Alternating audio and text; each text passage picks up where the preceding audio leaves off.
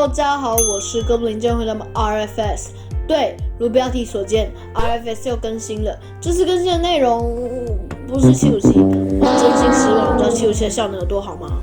好，回归正题。这次的更新主要就是增加了波音727-300F 这架飞机。这款飞机应该不会跟767有什么太大的差异，可能就是客舱变货舱这样而已。然后这是这款飞机的外形，因为767的第一个型号是在70年代末设计的，所以翼展不会那么的宽，也没有什么 fancy wingtips。当然后来版本有了，只是最初款是没有的。OK， 这是它的起落架配置，还蛮主流的，330啊、787啊都是这个配置。然后它的引擎有3种可供选择 ：General Electric CF6-800、Pratt & Whitney PW4062 或 Rolls-Royce RB211-524H。它的机鼻设计有点类似波音777，但又不太像777，有一种767 style。OK， 这是它的驾驶舱，有萤幕。只不过还是有很多比较传统的仪器，而且这飞机也没有线传飞控，一个比较老的设计啦，不能跟现在的787比。然后这飞机是2人驾驶。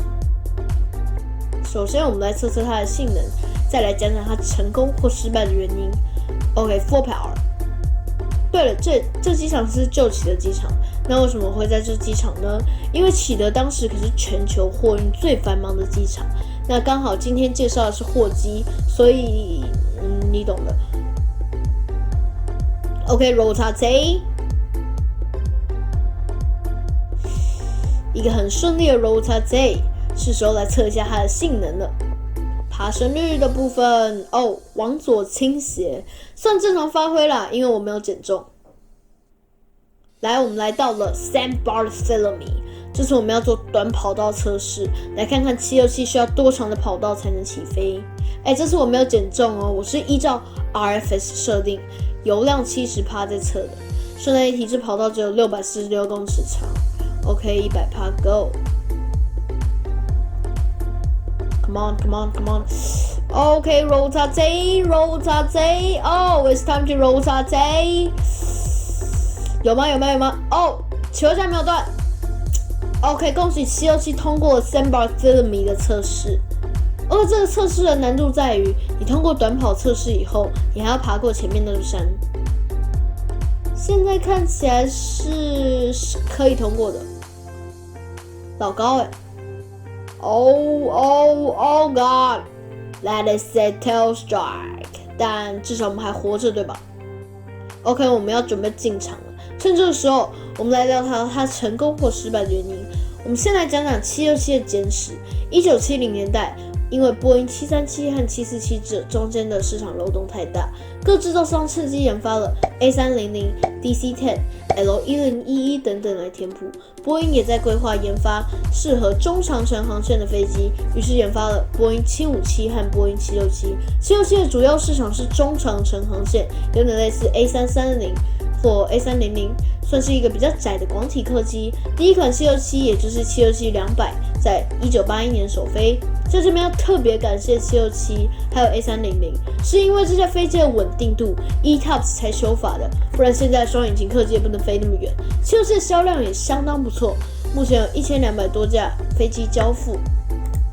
OK， 回到767F，767F 一开始因为机身宽度的关系，很难走全货机的形式。但在1993年 ，UPS 还是一口气向波音订购30架767F。第一架767F 也在1995年交付，后续又有许多客运公司或货运公司订购，现在也是唯一还在量产的767系列。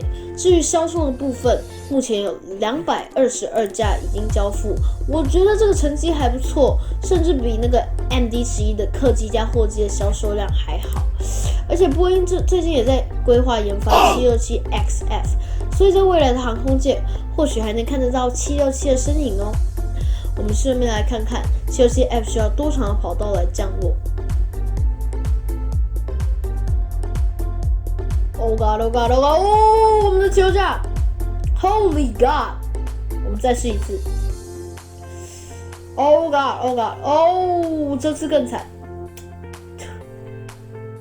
，Oh God，Oh God，好，站在跑道上，Oh God，可以停下来吗？可以停下来吗 ？Come on，全反对，全反对，有，停下来了。767的效能还是可以的。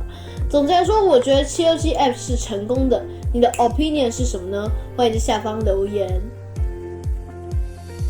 OK， 这影片差不多到这边。如果这片娱乐你的话，记得点按赞分享。如果你不喜欢这片没关系，台湾这个民主自由国家没人民看。OK， 拜拜。